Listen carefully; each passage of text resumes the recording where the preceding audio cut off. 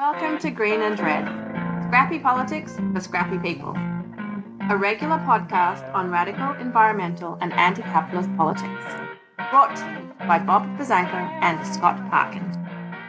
Welcome to the silky smooth sounds of the Green and Red podcast. I am your co-host, Scott Parkin, in Berkeley, California, rainy Berkeley, California. And as always, I am joined by Bob Bazanko in snowy and cold Ohio. My last day here, heading back to Texas. So, and as always, happy to be talking with you and talking to our supporters and fans and audience and comrades and everybody else. Yep. And so today we have I would call this a little bit of a special episode. We're going to be talking about an event which happened 50 years ago, which was the end of the Vietnam War. And we're going to talk specifically about, Bob's going to get into this more, but we're going to talk specifically about, all the different machinations, diplomatic, military, etc., that led to the end of the war. So I'll hand it off to Bob. Yep. On January 27th, 1973, which is going to be 50 years in about 10, 11 days, the United States was a signatory to the Treaty of Paris. There have been many treaties of Paris to end wars, but this one in particular was an agreement signed between the United States, the Democratic Republic of Vietnam, North Vietnam, the Provisional Revolutionary Government, which were the communist forces, the allied forces in the South, and then the Republic of Vietnam, South Vietnam, which ended the American War after about a quarter century, really. And, this is the Vietnam War, as we know, is a really controversial war, is a really bloody and brutal war. And so we want to kind of talk about that. I think when we talk about Vietnam, most of the time we focus on the earlier period. The commitments to Vietnam made by John F. Kennedy, who was gung-ho about winning in Vietnam. And we need to always throw that in there since we have become contrary to what his defenders say now. Yes, we have become some of the main combatants now in this war over the Kennedy conspiracy. And then, obviously the war ratcheted up considerably under LBJ, and we focus on that till, really around the period of Tet. So I want to kind of just do a little bit of background, but also take it up because this later period is really crucial. Obviously, it's the end of the war. And so we're going to spend a lot of time really today talking about what was going on in 1972 with regard to the war itself. And then, of course, the peace negotiations, which led ultimately to the treaty. And then at the end, we're going to just kind of tell you what we both think the meaning or the legacy or the consequences of the Vietnam War were, just to really try to be brief background of the war itself, because I think, we know a good deal about it already. The United States initially became involved in Vietnam right after World War II because France had reestablished its power there, its colonial control there. Even though a lot of Americans didn't think that was a very good idea. Vietnam had a liberation movement and declared independence under Ho Chi Minh. However, the French came back in, and this led to the First Indochina War, which lasted from 1946 to 1954. And the United States began to support the French with considerable amounts of aid, military aid, training, and so forth. But it didn't matter. The Vietnamese, the Viet Cong, the Vietnamese nationalists, the Vietnamese socialists, they're all the same. Won that war, but instead of just simply, kind of taking over a sovereign Vietnam, the United States and other powers contrived to divide Vietnam at the 17th parallel. In 1956, they were supposed to have elections. The U.S. and others canceled those elections because they knew that Ho Chi Minh, who was one of the founders of the Indochinese Communist Party, he's both a communist and a nationalist. There was a big fight in the 60s during the war. Defenders would say, well, he's not a communist, it's a nationalist movement. Well, he's both, right? It's communist and a movement. It's like, a dessert topping and a floor wax, if you're old enough to get that joke, So from that point on, the United States got more and more involved in the war. It put a Mandarin, somebody from a well-known family, Dien Diem, in charge in Vietnam. Diem was actually not a puppet. He and the U.S. had real issues, but Diem was autocratic, dictatorial, unpopular. In 1962 and especially in 1963, he began having these really pointed public feuds with the Buddhist majority in Vietnam. And Buddhists were also a political force, ultimately leading to like attacking Buddhist temples and the very famous immolation, which was covered in media all over the world of the Bonds Quang Duc. And I'm sure you've seen this photo. He immolates himself in the middle of a main street in Saigon in 1963. And that, in the official version is why the United States finally cut loose with ZM. At the same time, however, and this isn't as well known, but it's really crucial to the story, ZM's brother, Dinh Nhu, was speaking to people in the Politburo in Hanoi, I believe Le Duan, about a negotiated settlement. And quite frankly, the fear of peace breaking out in Vietnam, a negotiated settlement would ultimately lead to Ho Chi Minh taking over the country. Everybody knew that. So the fear of peace in Vietnam was much worse than Bonds is immolating themselves in the streets of Saigon. And so the United States supported a coup. And again, I always have to get this in. If you think that Kennedy was going to pull out of Vietnam, I think the coup is pretty convincing evidence that he was all in there. But at any rate, let's not go off on that again. From that point on, after Kennedy's assassination, Lyndon Johnson, with the same advisors as John F. Kennedy had, continued to ratchet up the war in ways that no one could have imagined. By 1967 and 68, the United States had over 400 and ultimately 500,000 troops in Vietnam. And in the early 60s, no one in the Joint Chiefs of Staff, no one in any kind of military affiliated agency ever assumed that it would become an American war, and especially an American war with 500,000 troops. The war itself was really controversial. You had a massive anti-war movement beginning in the early 60s, 1964-5. Groups like SDS began having teach-ins and protests. By 1967 and 1968, you were having really significant protests, especially like the Democratic Convention in 1968. So there's a significant anti-war movement. The war also had its so-called sideshows in Cambodia and Laos, which in the most kind of Orwellian euphemistic way are often referred to as secret wars. These wars were not secret to the people of Cambodia and Laos, who were getting pummeled by B-52s, right? Because they had communist insurgencies there too. And the Vietnamese were using the Ho Chi Minh Trail, which went through those two neighboring countries as a supply route, right?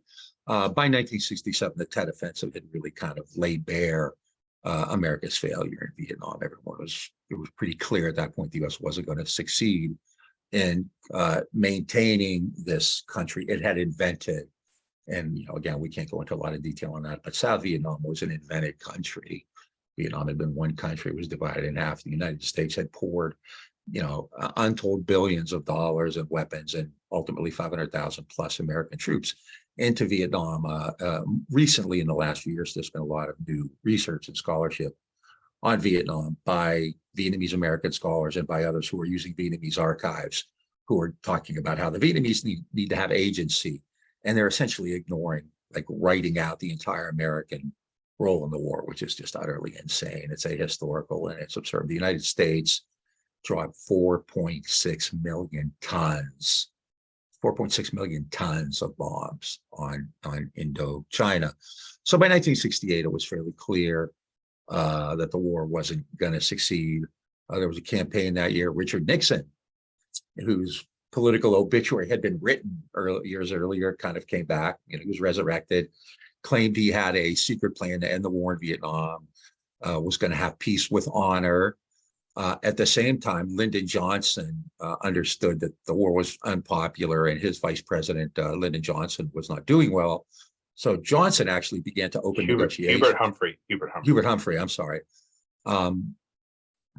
Johnson began actually to open negotiations.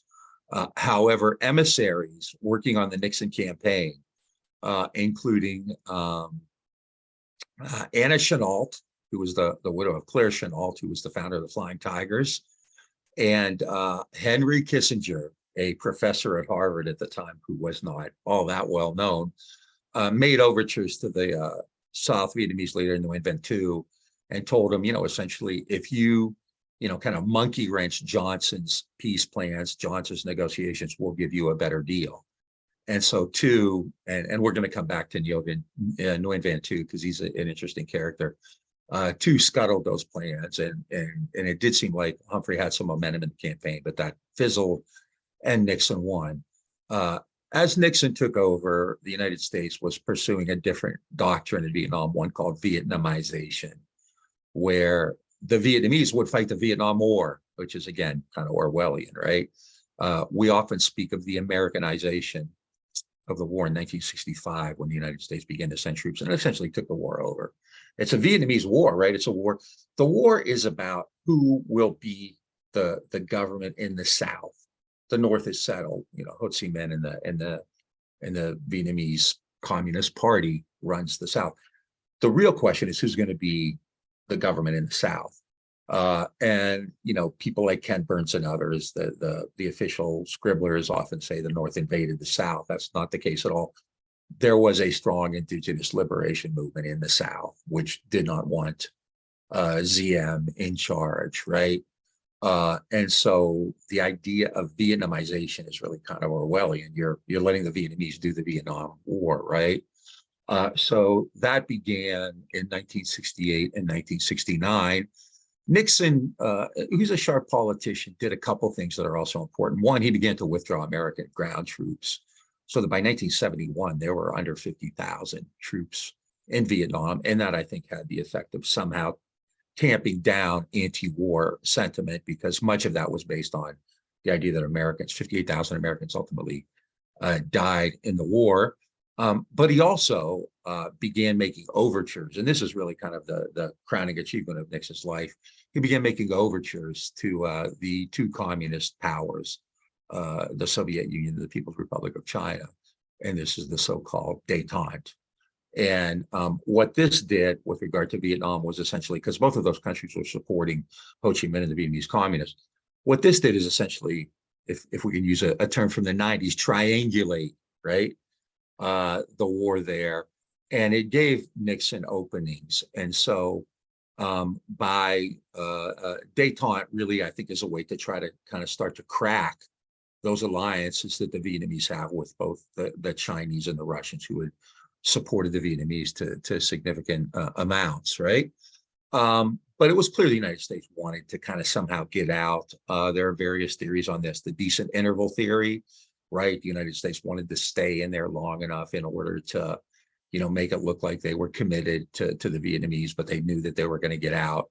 I tend to think it's more, I call it the Empire Strikes Back theory, where the United States knew it was going to lose the war and just wanted to destroy Vietnam as much as possible, and therefore make reconstruction virtually impossible, which it kind of did. So at any rate, the United States does want to get out, and begins negotiations, what Scott's going to talk about in just a minute here, and is having problems with Nguyen Van Tu in that regard. In fact, the United States in 1971 convinced the Vietnamese to have elections, and actually was kind of hoping initially that Nguyen Van Tu would lose, which would make everything easier. Ultimately, that did not happen. To rig the really rigged elections, and the United States helped them with that. So by early 1972, then America's prospects are fairly bleak, but the war is kind of in a stalemate. On March 30th, 1972, Vietnamese forces crossed the 17th parallel. Now, people have been talking about Vietnam invading the South. That had not been the case. But in 1972, there were three major Vietnamese forces in Vietnam: the Viet Cong, which is kind of the guerrilla group; the People's Liberation Armed Forces, which were like kind of more regular army groups in the South; and then the People's Army of Vietnam, which was the Northern Army. On March 30th, 1972, the PAV and the People's Army of Vietnam crossed the 17th parallel in a huge invasion of southern Vietnam below the 17th parallel. Very quickly diced through the northern provinces, took control of Quang Tri province. Actually was outrunning its own supply lines. It had not expected to make such progress so quickly. The ARVN, the Southern Army, was in disarray. It was suffering about 20,000 desertions a month, which was a problem throughout the entire war. It suffered about 150,000 casualties. And it really looked like that the Easter Offensive was going to kind of, be the death knell for the Southerners.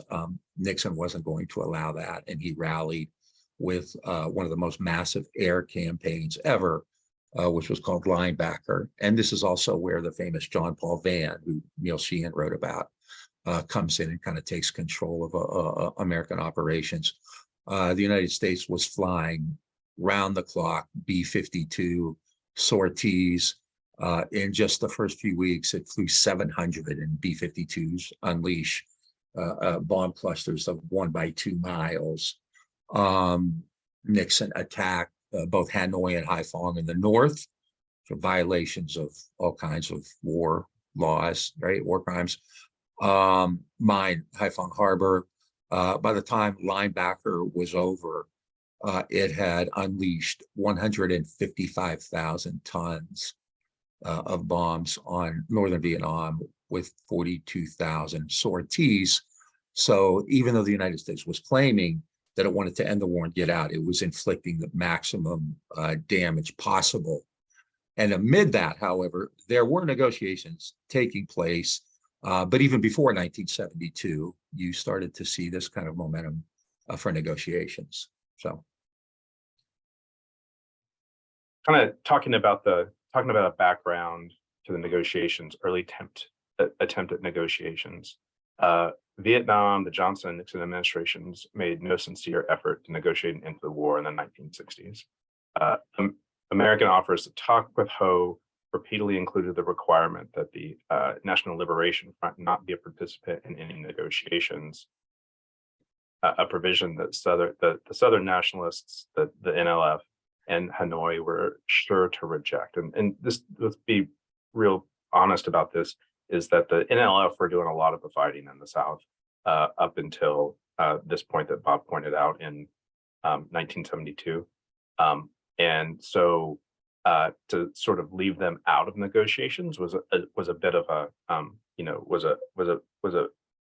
bit of a insult, and also not really speaking to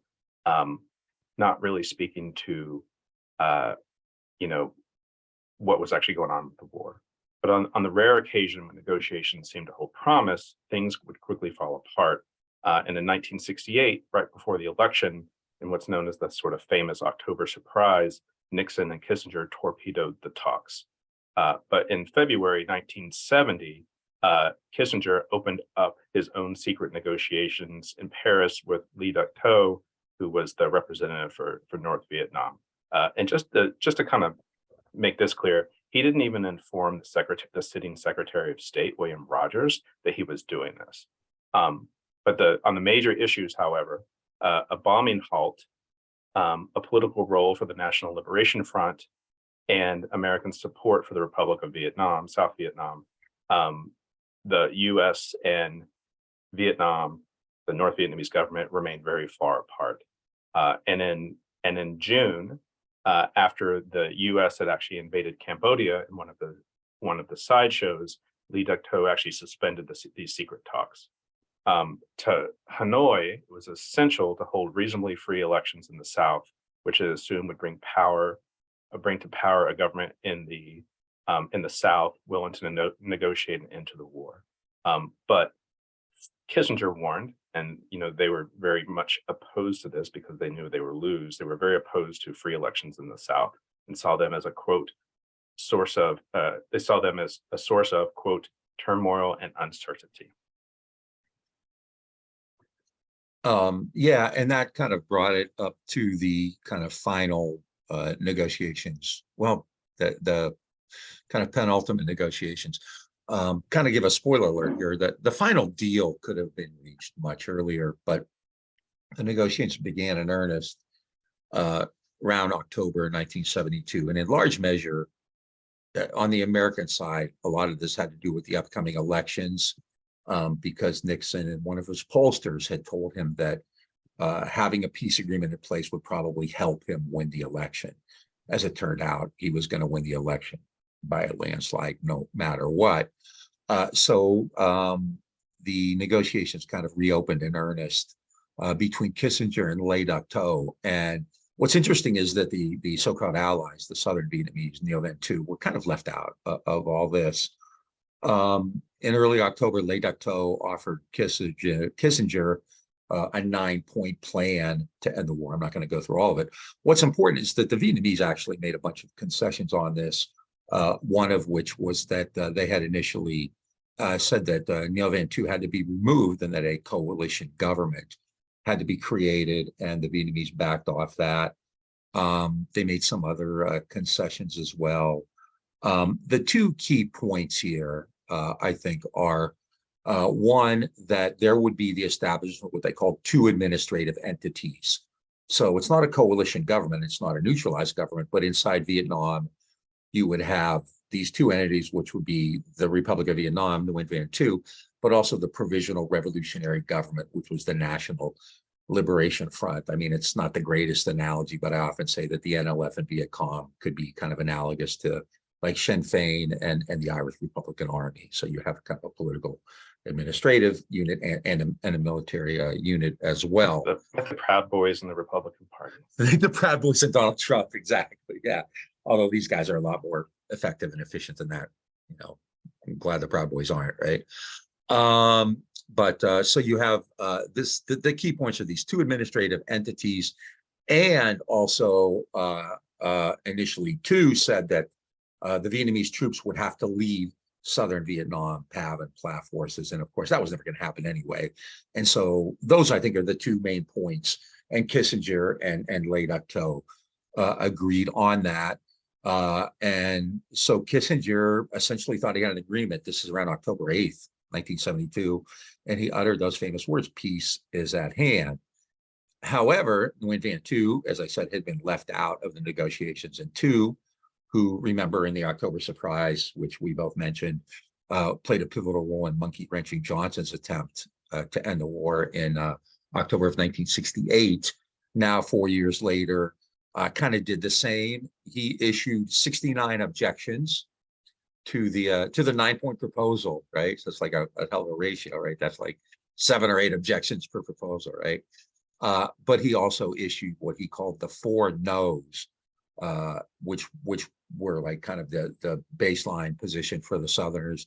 No recognition of the enemy, which presumably would mean no, role for the Provisional Revolutionary Government. No neutrality in the South, no coalition government again, and no surrender of territory, which was not, really kind of a huge issue anyway. Henry Kissinger wanted peace. Kissinger, obviously is a narcissistic guy anyway, but he also wanted to become the Secretary of State.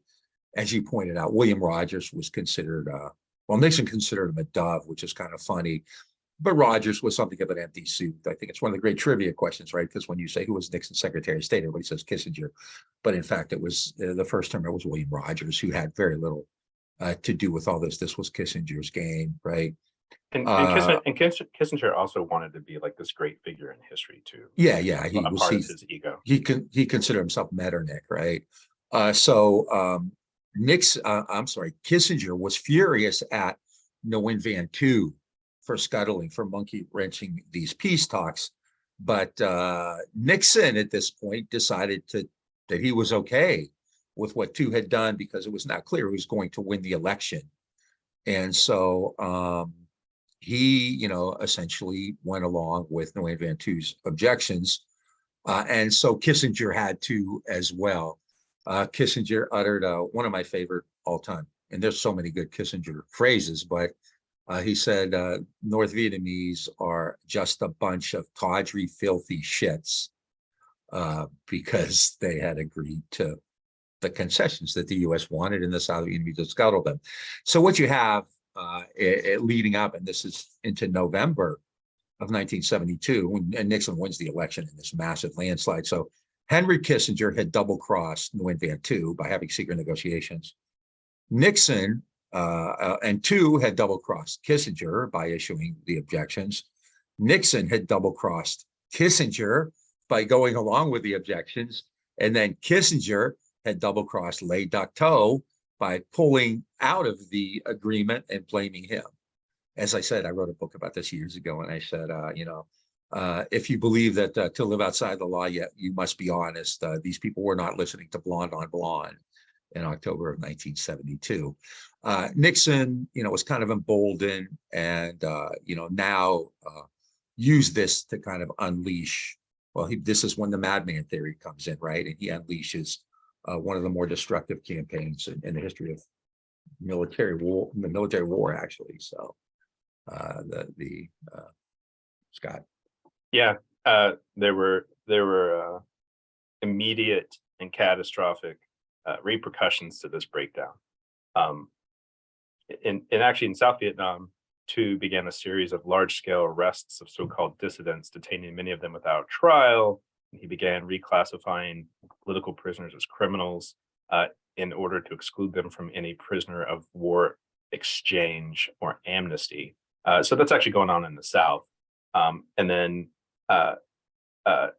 Kissinger publicly cited nuances and technicalities and blamed the Democratic Republic of Vietnam, North Vietnam, for the failure of the October talks, and he described Hanoi's representatives as just as you said, a bunch of tawdry, filthy shits.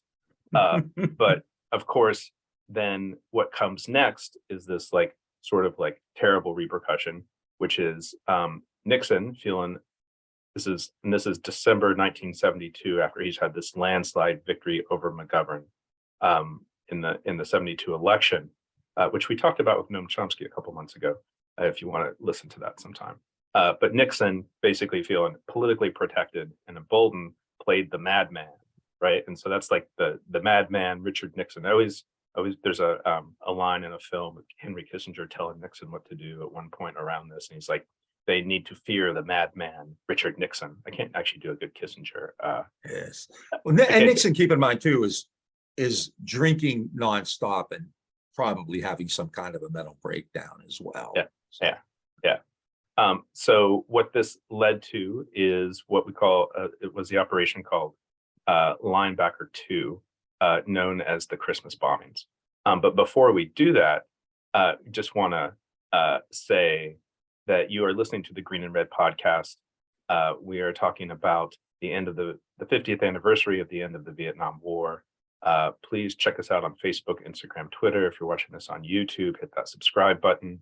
And then if you really like us, go to our website, greenandredpodcast.org, hit the support button, become a donor, or go to Patreon and be patreon.com/greenredpodcast and become a patron. Yeah, and also along those lines, yesterday I had a great interview on this very topic with Noam Chomsky.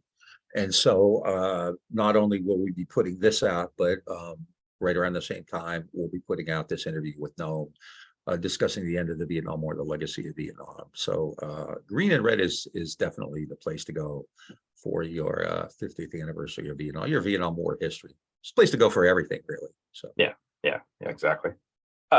So kind of back to December 1972, Nixon playing the madman commences Linebacker 2, also better known as the Christmas bombings.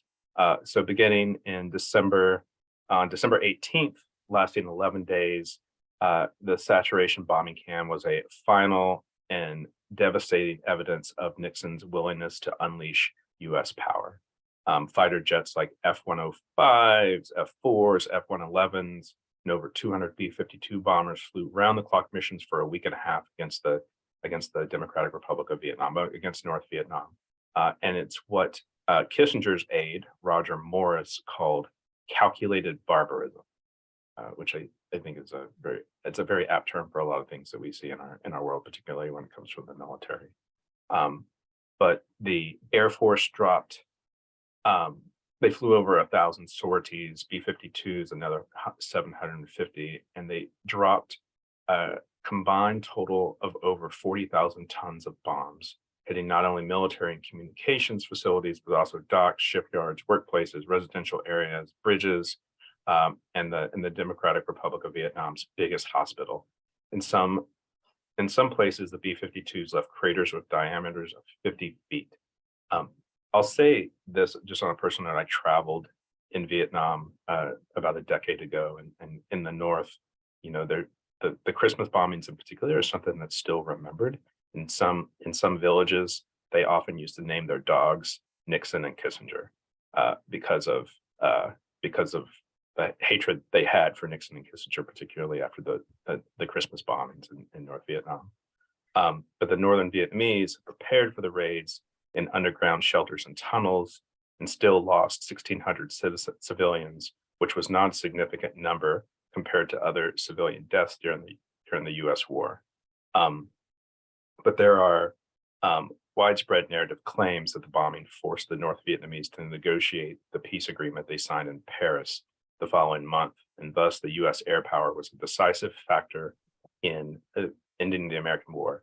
And a journalist from the period named Arnold Isaacs actually just put out an article in Salon talking about this. But he makes the argument that this is a myth put out by the U.S. and by the U.S. military to basically make an argument for air power. And so also when we look at like air wars over the former Yugoslavia in the late 90s and Iraq also during the 90s and into the 2000s, they want to like really just like say that this powerful force, this air power is actually what can turn the tide in a negotiation or ending a war. And it's actually just not true. The North Vietnamese actually in the negotiations, basically there's the agreement they signed before the bombings, and then there's the negotiation that ended up getting the negotiation demands that ended up getting signed after the bombings. And there's like not really much of a difference. There's like cosmetic differences around language in the agreement, etc. But just like just to say that it's a very important thing to note that the air power actually didn't really have the impact on the diplomatic solution that we ended up seeing. Yeah, and it's interesting. Arnold Isaacs, who's a very good journalist, has written about this for forever, for decades.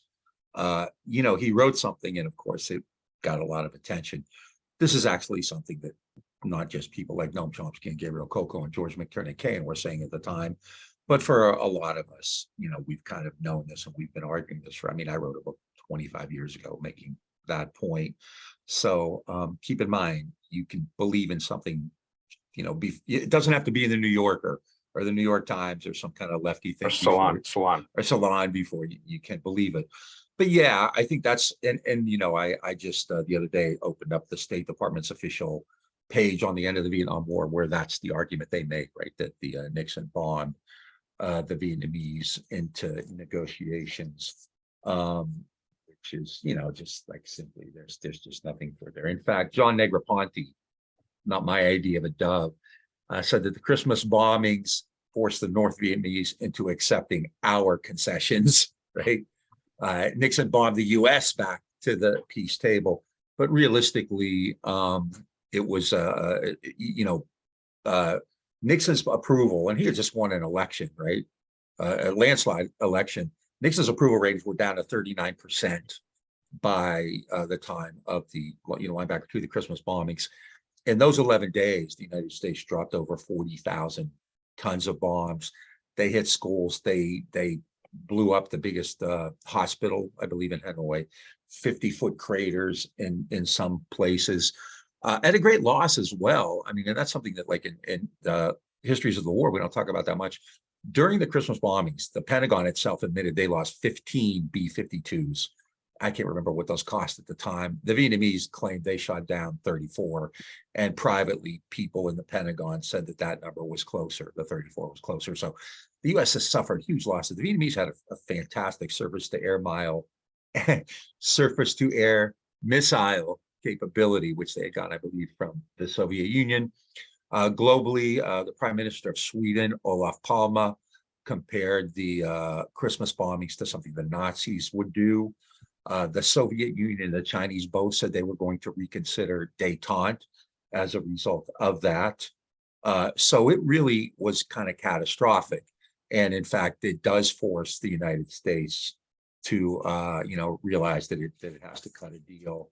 So in January, in the deal that would become final, and again, as we said, this is virtually identical to something they could have had certainly in October of 1972, but arguably even a couple of years before that. The framework was always there in the Vietnamese late October especially had been the negotiator, had kind of been agreeing to this for quite some time. But in the final agreement, a National Council of Reconciliation was created with the Provisional Revolutionary Government as one of the entities. A demilitarized zone at DMZ was established, which you do in every war. Northern personnel were allowed to remain in the South. However, U.S. personnel had to leave the country, which again, they had agreed to quite some time earlier. And it also said that POWs from both sides had to be returned. And this is something when we talk about the legacy there, I want to talk about a little bit, because the POW issue has been one that, we still talk about today. I think pretty much every public building has a POW/MIA flag on it, doesn't it? Post offices and the post office in Berkeley, California, which was one of the epicenters of the anti-war. Yeah, I think all federal buildings do. At any rate, and this is really, I think, one of the bigger myths of the war. The Christmas bombings did not force the Vietnamese back to the negotiating table. If anything, they forced the United States back to the negotiating table. It was more along the lines of, kind of like you said, Nixon's madman theory. The idea there is that Kissinger is going to go to the Vietnamese and say, hey, look, I want a deal. I'm reasonable, but Nixon, he's insane. He's a madman. So, you better talk to me. And like we said, to be clear, Nixon was like in the deep throes of some kind of bad mental distress and drinking heavily, so a great old Saturday Night Live skit about that, where Nixon's talking to allegedly Kissinger said Nixon was talking to the paintings. He was talking to like Lincoln's portrait, seeking advice and things like that, right? You kind of like remember when Reagan was talking to Nancy's astrologer or something like that. So Trump throwing hamburgers against the wall. Some crazy ass people being president, right? At any rate, the agreement was reached, and on January 27th, 1973, signed. I think the night before that, or 2 nights before, I forget what day, the agreement was reached on January 23rd. That night, Nixon called his predecessor, Lyndon Johnson, to tell him, and I think the next day, Johnson had a heart attack and died. So I don't know if there's a connection between the two or not. Maybe like he couldn't believe Nixon got credit for it or something like that. But at any rate, so the war was over. And, and now we're kind of left with the residue. We have been for 50 years now, right? And we often talk about, what did Vietnam mean? What are the lessons of Vietnam? Vietnam is brought up all the time now when some other conflict, and it always has been. In the 1980s, people had bumper stickers that said El Salvador is Spanish for Vietnam. We've talked about it here. And so what we want to do now, I think, unless you have anything else to say about the actual negotiations of the treaty, is to just kind of give our impressions of what Vietnam meant. And both because we've both been, very active in kind of politics and organizing and everything on a personal, but also in kind of a larger level. So this is just going to be kind of more of a discussion on what Vietnam meant. Yeah. The one thing I want to say, actually, in regards to you talking about LBJ having a heart attack after he hears the news and dying, is that, this war was incredibly destructive. It was divisive for the country. And it also, not only did it, lead to Johnson, not seeking another term, but it also led to the sort of implosion of the Nixon administration, which, it was Vietnam that led to Watergate. It's like probably in the paranoia and in being in the throes of this sort of psychotic break led to him doing all sorts of things that, a president is not expected to do, like having the plumbers, spying on his enemies, all of that sort of stuff. And I just want to kind of point that out. That's I don't know if that's quite in the legacy area, but it's an important thing to note how destructive it was both for both of these men. Yeah. No, absolutely. I mean, Nixon's paranoia. I mean, initially that's kind of what brings Watergate on, right? He's afraid that, Muskie and the Democrats are going to use this against him. And, George McGovern's campaign, to a large degree, was based on ending the war, come home America. McGovern had a great line about Vietnamization in Nixon. He said, all he's doing is changing the color of the corpses. We're bringing the Americans home and letting the Vietnamese die in their place, but the war isn't really ending. Wow, there's so much when you talk about what Vietnam meant. Obviously, for the United States, you had 58,000 plus Americans killed And if you've never been to Washington, D.C. to see the wall, if you ever have a chance, you really should. It's stunningly powerful. Everybody should see that if you get the chance. Vietnam itself, however, was destroyed far worse. Perhaps maybe 3 million dead, more civilians than not. Something, and Noam Chomsky and I talked about this a great deal yesterday, something that's really ironic, and most people, again, don't know this, is the vast majority of the destruction that the United States inflicted on Vietnam occurred in the South. The United States blew up its own ally, overwhelmingly, air power, villages, free fire zones, atrocities, you name it. So Vietnam was essentially destroyed. Ecological warfare took place on a massive level. 2 days ago was the anniversary of Operation Ranch Hand, inaugurated, put into place, authorized by President John F. Kennedy, the dove who was going to get out of Vietnam, right? By the end of which the United States dropped 20 million gallons of herbicides like Agent Orange on Vietnam. So there was kind of an ecological devastation there. I thought Kennedy was like an environmental dove too, right? Everything, man. So he was like a hippie, man. He was like Rachel Carson and Martin Luther King and AJ Musty all rolled into one, But, Vietnam really was devastated to the point where reconstruction was very difficult. Now, the Vietnamese and Gabriel Kolko, who was a very active in the war, traveled to Vietnam a lot, very much a partisan of the Vietnamese Revolution, wrote critically about them afterward. But the Vietnamese essentially, kind of rebuilt on the backs of the people who had made the revolution possible, the workers and veterans. But it was really difficult. The Vietnamese could not get international loan. Lending aid, no surprise, right? Lending agencies like the IMF and World Bank at U.S. behest blocked them out. In addition to that, and in the final agreement, there was a secret codicil. Whenever I hear that phrase, I think of Animal House. There's a secret codicil in the Faber Constitution, right? Well, this one's even bigger than that one. Nixon had agreed to provide $3.25 billion in reparations and reconstruction aid to the Vietnamese, and they never got that. And when I mentioned POWs earlier, to a large degree, that was one of the reasons they did it. In order to have an excuse not to provide these reparations. They contrived. The POW MIA issue is contrived. There's a great book by Bruce Franklin called MIA, or Myth-Making in America. But to be realistic, every government agency which has gone to Vietnam has said the same thing. POWs were accounted for. MIAs are missing in action, which means that they could have been shot up.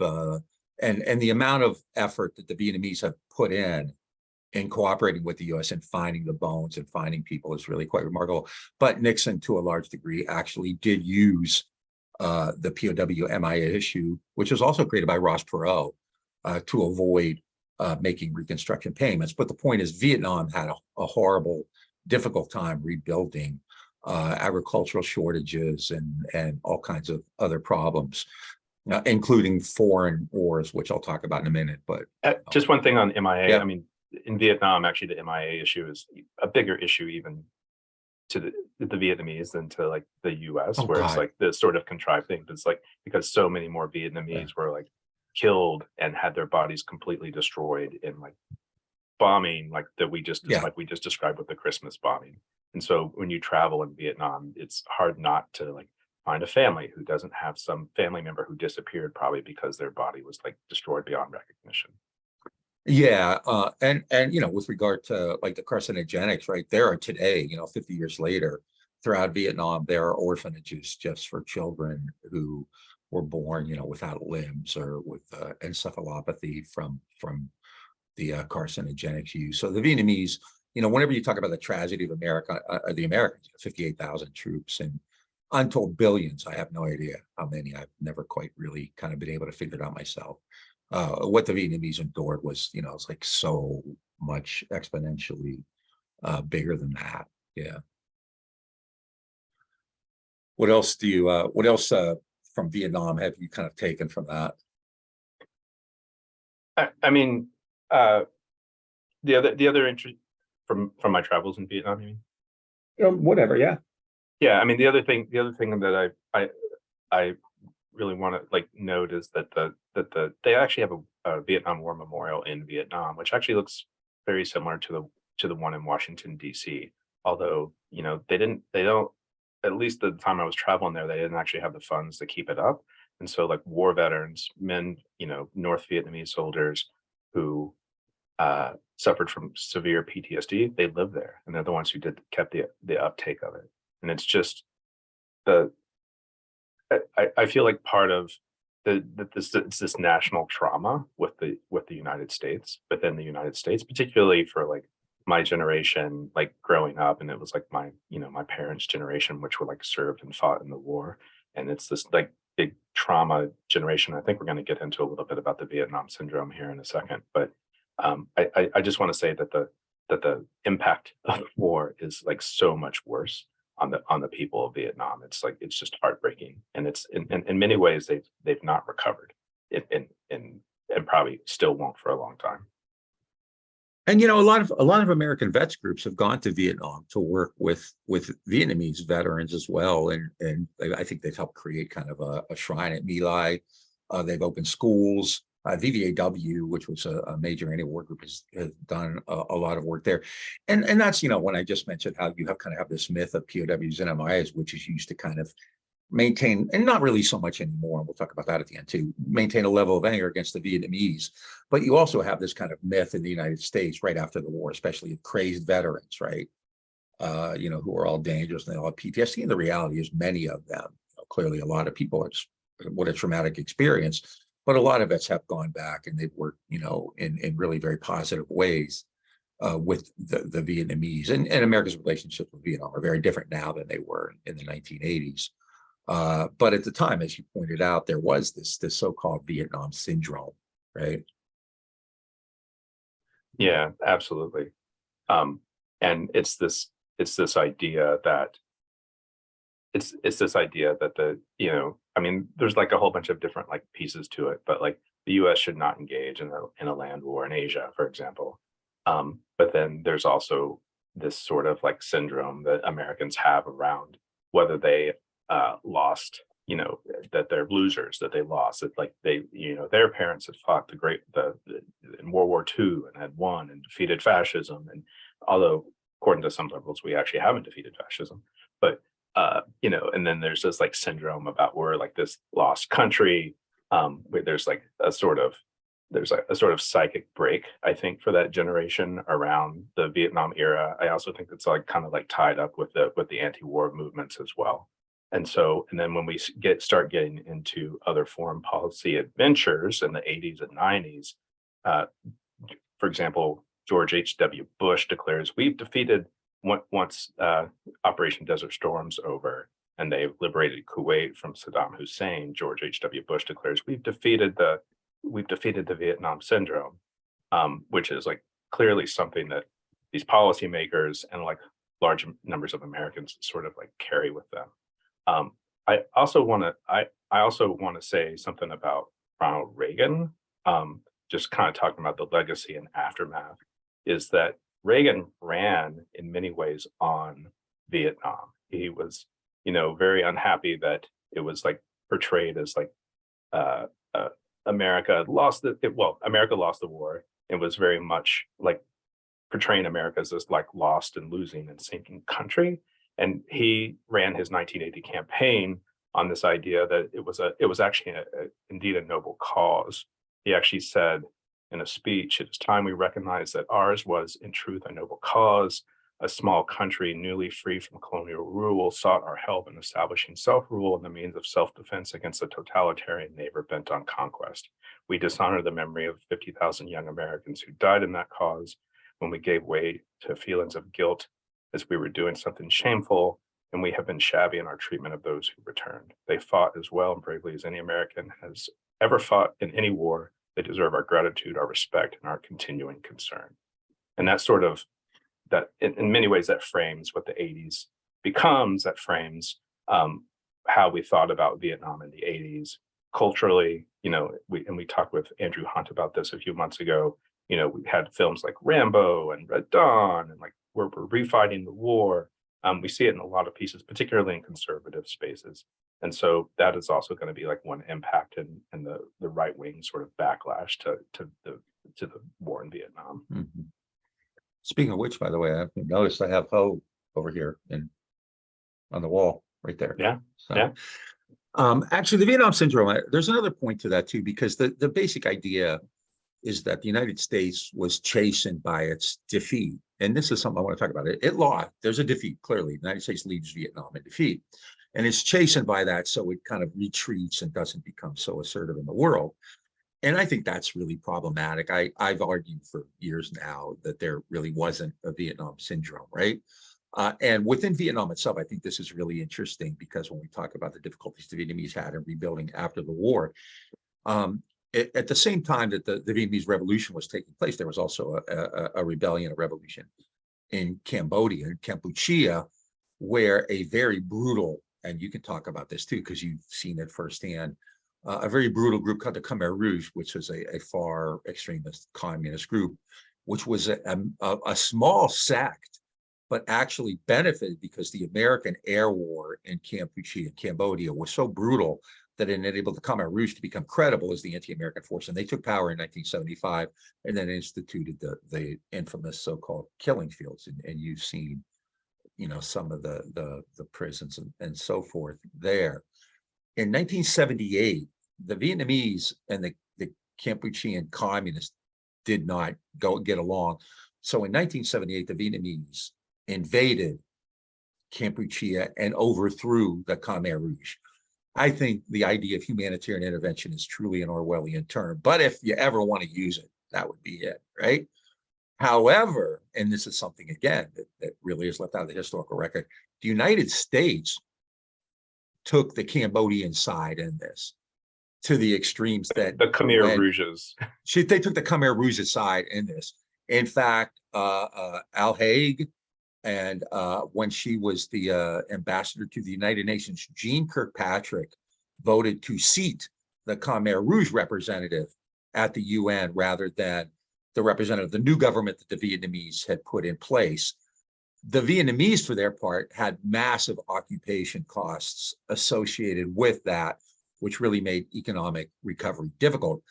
But just as importantly, and again, this isn't really left out there, Jimmy Carter, and we've done shows on him, who's amazing guy, post-president. As president, Jimmy Carter wasn't really any different than Reagan with regard to Vietnam. In one of his first press conferences in 1977, somebody asked Carter if the United States had any particular responsibility to help Vietnam rebuild. And he said, no, the destruction was mutual. The destruction was mutual. 4.6 million tons of bomb, 15 million refugees, Agent Orange, and Carter said the destruction was mutual. But even more telling, Vietnam and China had never been allies. And one of the points Chomsky made yesterday was that perhaps America's biggest blunder was seeing Vietnam and China as the same entity, when in fact that was never the case, right? So the Vietnamese and Chinese, and then the Chinese supported the Khmer Rouge. So the Americans and the Chinese worked together against Vietnam. And in fact, with the encouragement of Zbigniew Brzezinski, in 1979, in February of 1979, China invaded and attacked Vietnam. Didn't succeed, lost a lot of people, killed about 10,000 Vietnamese, but created, again, massive economic problems for the Vietnamese. So this idea that the United States had its hand tied behind its back, it couldn't do anything because of the Vietnam syndrome, just wasn't true.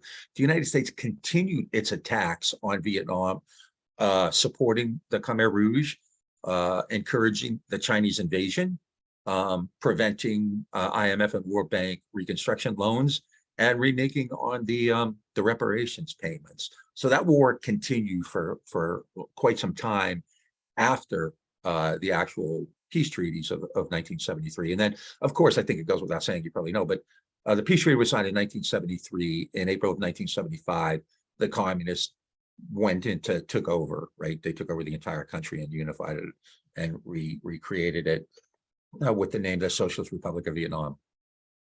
So I don't know if you wanted to say anything to that. Or... Just that the one thing you were talking about Cambodia, just like traveling there. It's like Yeah. it's actually, especially in Phnom Penh, I would say that there's this element of what I would call genocide tourism. And so you can actually go see the prisons and the jails. It's like one of the main attractions in the city in some ways, or at least it was when I was there. And this was about 10 years ago. You can go out to, they'll take you out to where camps were, where people were tortured and killed, et cetera. It's pretty terrible. It's I don't see as much about it in popular media, but there's a great film from the early 80s called The Killing Fields with Sam Waterston, which the youth hostel I stayed in Phnom Penh showed the film every night. There's also a great book called Highways to a War by Christopher Koch, who actually is more known for writing a book called The Year of Living Dangerously, but it also describes quite a bit about an Australian journalist in Cambodia after the Khmer Rouge takeover. But it's just like a horrid thing, and it's just me being salty about it. It's like, the U.S. backed that, just like what Bob said, and that the U.S. continued despite losing the war in Vietnam and the supposed Vietnam syndrome, where we're fighting things with one hand behind our back, continued to be provocative in the region against the Vietnamese, partially. I mean, for geopolitical reasons, obviously, but also for this sort of like this wounded ego as well. Yeah, I mean, I think it's important to note that the Treaty of January 27th, 1973 didn't end the American role there at all. In fact, in between 1973 and 1975, the United States sent the government of Nien Vinh to over $3 billion in aid. I mean, the ink wasn't even dry on the treaty when the United States continued to violate it. Yeah. And as the Republic of Vietnam was falling, didn't the Ford administration actually want to send emergency aid so that they could help, and then Congress blocked that, correct? First time Congress finally, shut it down. But the United States, continued to wage this, and that takes us up, I think, unless you have something else to say, to kind of the final piece in this, which is a point I like to make, and one that is not a majority view, but at the end of the day, what we're talking about here is clearly a failure, right? The United States lost the war in Vietnam, but now that we're 50 years away from it, I think we can also say that the United States won the war in Vietnam, because it's essentially created, I don't know if it is created, Vietnam has become the kind of society that the United States really envisioned when it first got involved there after World War II. And I think that's really kind of an important element. And I've often said, if Lyndon Johnson were alive, he could see Vietnam, he'd say like, hot damn, we won that war.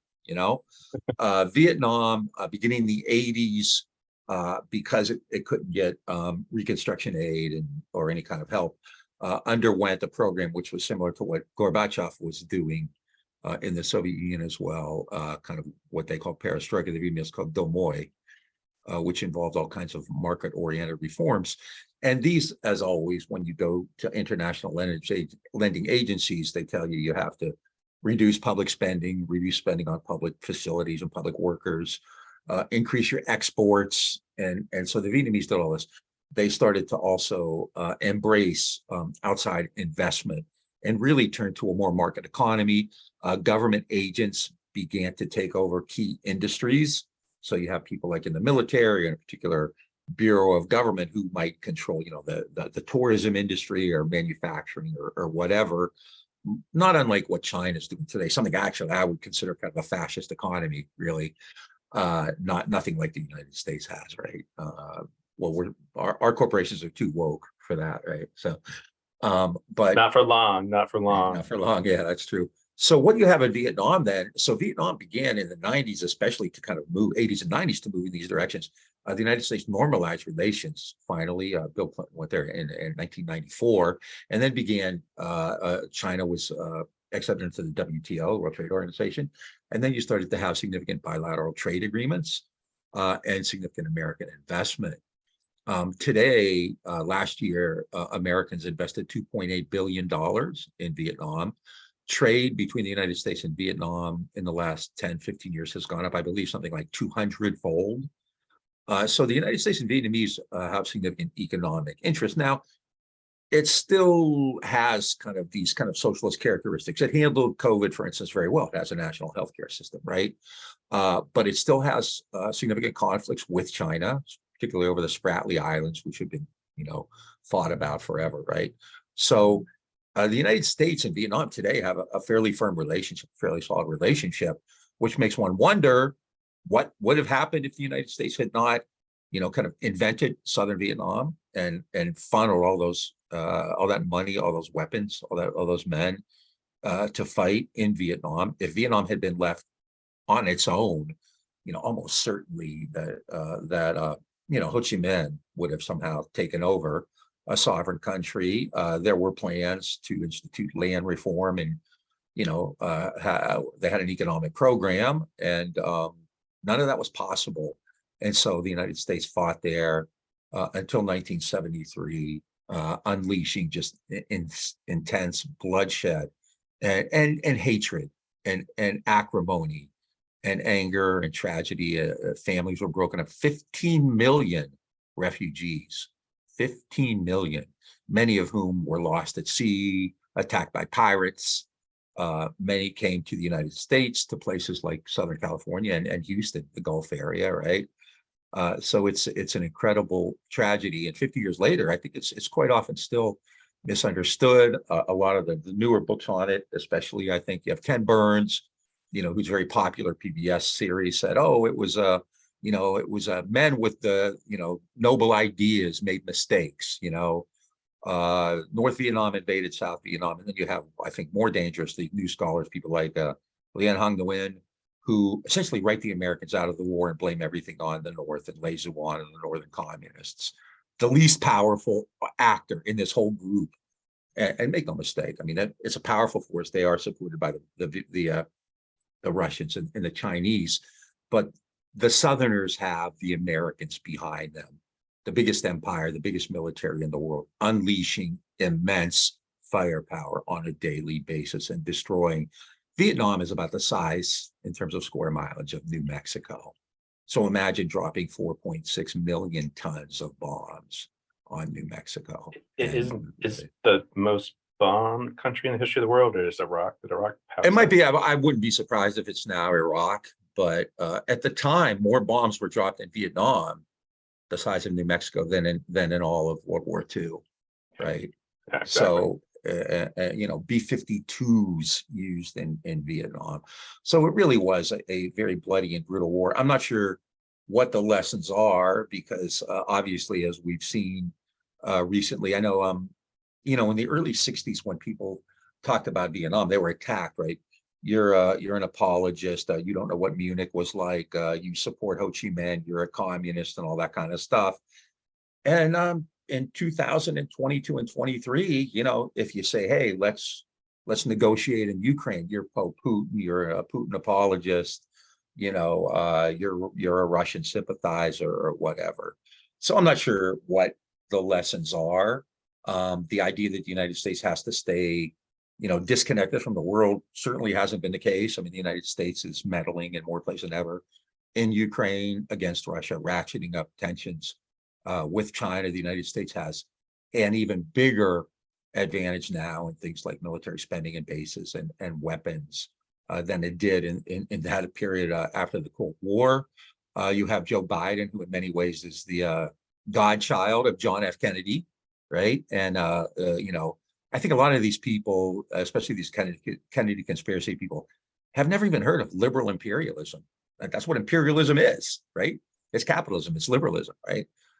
And so I think, not to be too bleak, although I'm very bleak, I'm not sure the lessons we've learned. I think, and I think, one thing I'd like to hear from you, because your world is, you're in this world more than I am, is, if younger people who are, are involved in whatever issues, kind of have some sense of what was going on in the 60s. I find that younger people are very plugged into a lot of things and are very, very aware of their history. I do feel like it's skewed. I feel like a lot of it is is going to be coming from the things like the 1619 Project and like that sort of perspective. Yeah. But I think I do think that there's like some opportunity for this generation to actually learn some of these lessons. One of the things I was doing to kind of prep for this, we don't have to go into this too much, but I was actually thinking about like the peace movement of the Vietnam era, and then I was thinking about like more recent peace movements, starting with Iraq and Afghanistan. And there's this period where we have, like with the war in Iraq, we have this like big period of mobilizations, then Bush invades, and there's still sort of like this big protest, but then it kind of fades. And we see a sort of segmenting of different movements, if we're in 2015 and war in Iraq is still going on, war in Syria, war in the Middle East, is you don't see like people who are involved in the climate movement getting, thinking about issues around empire and war and peace. You don't necessarily see Black Lives Matter activists getting involved in some of these anti-war causes. Palestine is a little bit different. I feel like that's a little bit more of a unifying for like elements of the left. But then when you look back at the peace movement in the 1960s, the anti-war movement was made of people who were doing housing work in New Jersey and Chicago. They were people who were doing freedom rides in the South, and they all sort of like came together to like sort of bring that analysis into the anti-war movement. It feels very different. I feel like there's this sort of like single issue politic element, which is like really still, which happened after the war in Vietnam. Maybe this is another legacy of Vietnam, as a way to divide movements. There's a formula that the government has at this point to deal with like movements, because the anti-Vietnam War movement and the civil rights movement were both like so effective in bringing about change and disruption. Well, Martin Luther King, I mean, one of his most famous, pronouncements ever was the speech at Riverside Baptist, about, a time to break the silence, where he calls America the most violent country in the world today because of Vietnam. The Black Panther Party was deeply involved in opposing the Vietnam War. At Stotland's memorial, somebody there was saying that Stotland was talking about Bob Moses, who said that in 1964, 1965, said that the war in Vietnam and civil rights here are directly connected. So yeah, and today even, and I'm sure I'm going to catch hell from certain quarters for this, but even when something like Ukraine happens, I think to me, maybe to you, this is kind of what the U.S. does, and this is part of American foreign policy, and it's based on, it's based on power, it's based on resources, oil, natural gas, kind of NATO arms sales and things like that. But when it began, I initially, a lot of quarters on the left began talking about the patriarchy. This is a war for the patriarchy, and this is a war for white supremacy and all that kind of stuff, right? And it's difficult to talk about this without sounding like a Neanderthal. But we don't really talk about imperialism, I think, on the left, the way that they did clearly in the 1960s, which no matter what cause you were in, I think you understood that what was happening in Vietnam was part of this larger structural thing, right? And so, there's no doubt that, sexism and patriarchy and white supremacy and toxic, all these things occur. They exist, no doubt. But I don't think that as a way to analyze a major war, they particularly, well, first, I don't think they particularly are great ways to go out and try to get people involved in what you do. And I think it's more than a little ironic right now, right? That where do the largest anti-war voices in America today coming from? What part of the political spectrum? From Code Pink? Not well, Code Pink, yeah, but but who's trying to cut funding for the war? The right. The far right. The far right. The Rand Pauls. Yeah. Marjorie Taylor Greene. Yeah.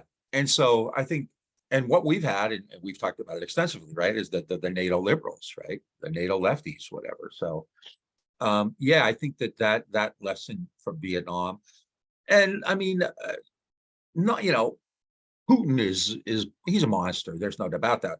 I do think that when you talk about somebody like Jose Manuel Fidel Castro or Mandela, you can kind of, create a kind of, there's a positive interpretation there. At the same time, the issues are fairly similar. They really are, Should the United States be involved? could we be spending money here? I mean, in the 1960s, the idea was, we're spending money on Vietnam instead of, creating a great society here, or, actually doing something about civil rights. And today, we have the same thing going on, right? That's what Where we've we're, been saying. That's what we've been saying yeah, on the Green and Red podcast since the war in Ukraine started. yeah. I mean, we have railroad workers, we're told go back to work, and student debt, minimum wages are the same. But Flint and Jackson don't have clean water. So, I hate to end this on such a bleak note, but I would hope that people would study the Vietnam era and maybe see that, people made a difference. People were out in the streets. I'm not sure, at the end of the day, I think the US lost that military phase of the Vietnam War because of the Vietnamese. The Vietnamese had an incredible military establishment. But clearly the role of this very large and diverse anti-war movement inside the United States was crucial, very crucial to restraining what the United States could do.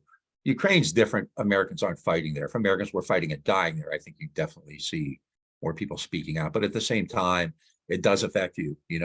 If you can't get a student loan, if you're not making enough money, if you don't have health care, right? If you don't have clean water, if you're a railroad worker, if you're an Amazon worker, the fact that the people who run this country are far more concerned with subsidizing a foreign war and subsidizing, this kind of welfare program for arms makers is really. This is probably also why we're seeing large demonstrations against the war in Ukraine and Western Europe, because there's so much more potential for spilling over into their homes. So sure.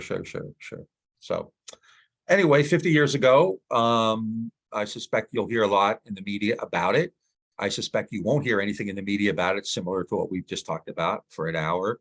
Hope you've enjoyed this, and be sure to check this out and share it. And also, the interview we did with Noam Chomsky about Vietnam will be out soon, so check that out as well. Yep.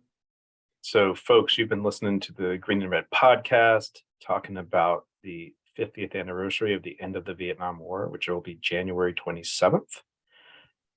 If you like what you're hearing, check us out on Facebook, Twitter, and Instagram. If you're watching this on YouTube, hit that subscribe button. And then if you really like us, go to greenandredpodcast.org and hit that support button and become a donor. Or you can become a patron at patreon.com/greenredpodcast. I also just want to do a quick shout out to two groups of people. One is all of our recent donors for our end of the year sort of push, and especially our sustainers. Thanks and lots of love to y'all for having a lot of support and belief in the Green and Red podcast. And then two, the other group is we've actually recently joined the Labor Podcast Network. And you may see them promoting some of our stuff recently. And we're very excited and honored to be now part of the Labor Podcast Network. And so check them out, check out other podcasts in the network, etc. And we'll talk to you again soon. Everybody misbehave and make lots of trouble. Bye.